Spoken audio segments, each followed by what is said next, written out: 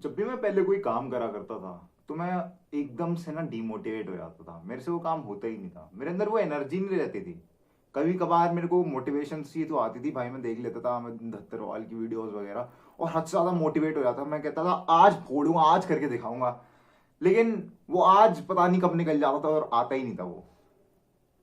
If this is happening to you I can fix this. मेरे पास एक बहुत ही प्यारा मेथड है जिससे कि तुम डीमोटिवेटेड ना हो, तुम बोर ना फील करो और तुम कोई भी काम चुटकियों में करने लग जाओ। तुम्हारी कंसिस्टेंसी मेंटेन रहेगी अगर तुम उन कुछ स्टेप्स को फॉलो करते हो जो कि मैं इस वीडियो में बताने वाला हूं। तो सबसे पहले हम जानते हैं कि तुम कर क्यों नहीं पा रहे हो, तुम डिमोटिवेट क्यों हो जाते हो। जब भी कोई चीज तुम शुरू करते हो तुम्हें लगता है कि यार कुछ टाइम के लिए तो लगता है कि भाई करना है, भाई बहुत सही, बहुत बढ़िया, मजा आने वाला है, आहा हा हा, करने लग जाते हो।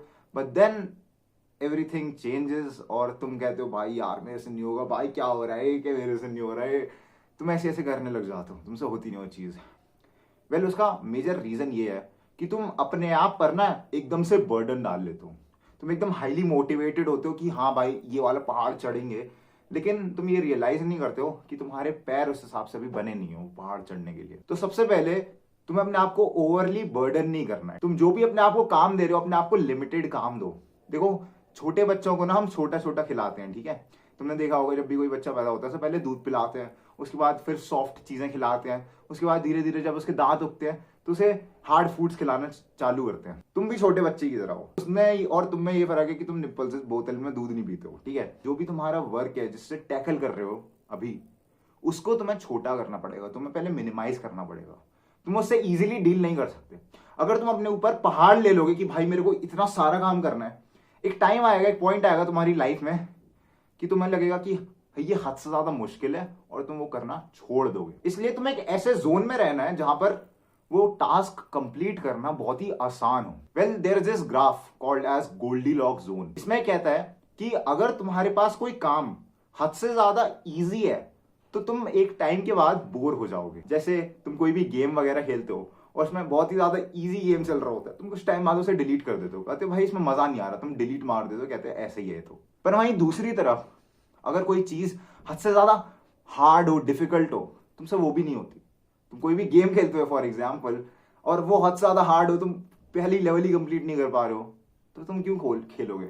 एक गेम था रेनबो सिक्स सीज करके, मैं बहुत खेलता था पहले गेम्स, पता है। एंड मैंने वो गेम खेला, मेरे से भाई कंप्लीट ही नहीं हुआ, मैंने डिलीट मार दिया। पता नहीं कितने जीबी का गेम था। और ये सिर्फ गेम तक अप्लाई नहीं होता, ये तुम्हारे टास्क में, तुम्हारी वर्कफोर्स, हर चीज हर जगह अप्लाई होता है। जब भी कोई चीज हार्ड होती है उसका तुरंत हमें आउटपुट नहीं मिलता ना, हम डिप्रेस हो जाते हैं, हम सैड हो जाते हैं। इसलिए तुम्हें जो भी टास्क ले रहे हो, जो भी तुम अपने आप पे चीज अप्लाई कर रहे हो ना, वो ऐसी लो जो कि थोड़ी चैलेंजिंग हो, एकदम आसान भी ना हो, एकदम डिफिकल्ट भी ना हो, थोड़ा चैलेंज हो, कुछ उसमें नई चीजें हो। अगर तुम अपने चैलेंजेस को धीरे धीरे करके सेट करते हो, एक प्रोग्रेसिव ओवरलोड रखते हो, तुम हमेशा जो भी चैलेंज ले रहे हो उसे धीरे धीरे करके बढ़ा रहे हो, then it's a good thing.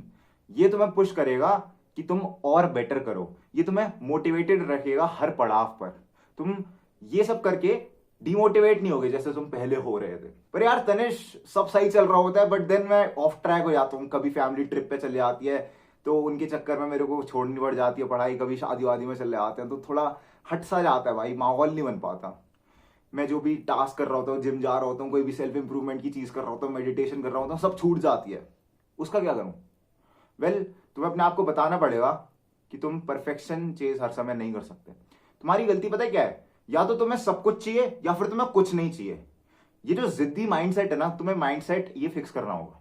अपने आप को बार बार बोलो कि भाई अगर पूरी चीज 100% नहीं मिली तो मैं 95 में भी खुश रहूंगा। कोलगेट की पेस्ट की तरह बनो, किल्स 99% ऑफ द जर्म्स। अगर तुम 1% को हटाने लग जाओगे ना, उस चक्कर में तुम्हारे दांत टूट जाएंगे।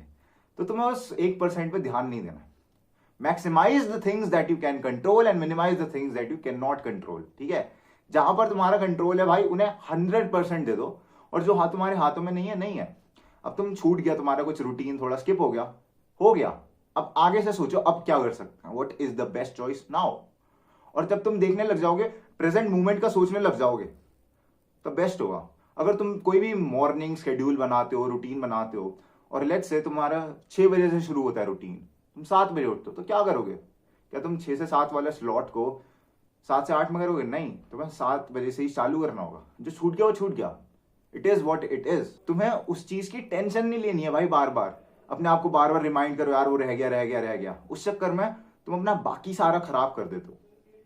तुम्हें अपने आप को बताना है कि it is okay to not be perfect, तुम्हें बस कंप्लीशन की तरफ बढ़ना है जितना तुम कर सको। तुम्हारी रेल ऑफ ट्रैक जाएगी, बहुत बारी जाएगी, पर तुम्हें ये चीज याद रखनी है कि जो लोग कंसिस्टेंट होते हैं उनके साथ भी यही होता है। Failure is a part of success भाई, आएगा ही आएगा, दिक्कतें आएंगी आएंगी, और वो दिक्कतें कुछ ना कुछ सिखा कर ही जाती हैं। मेरी लाइफ में भाई बहुत दिक्कतें हैं, मैं खुश नसीब हूं भाई, मेरे को दिक्कतें मिलती हैं वो, ठीक है।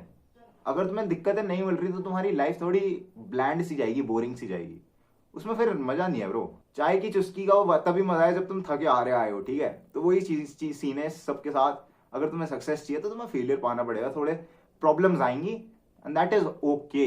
It is okay to get out of the track. देखो, अगर तुम्हें कुछ फील होता है कि भाई मेरे को सिर्फ मोटिवेशन जब आती है, मैं मोटिवेशनल वीडियो देख लेता हूँ, मोटिवेशनल रील्स वगैरह देख लेता हूँ, तब मेरे अंदर थोड़ा होती है कि भाई अब पढ़ना है, अब करना है मेरे को, अब जिम जाना है, अब कुछ करके दिखाऊंगा। अगर तुम्हें ये हो रहा है ना, then it is a wrong way.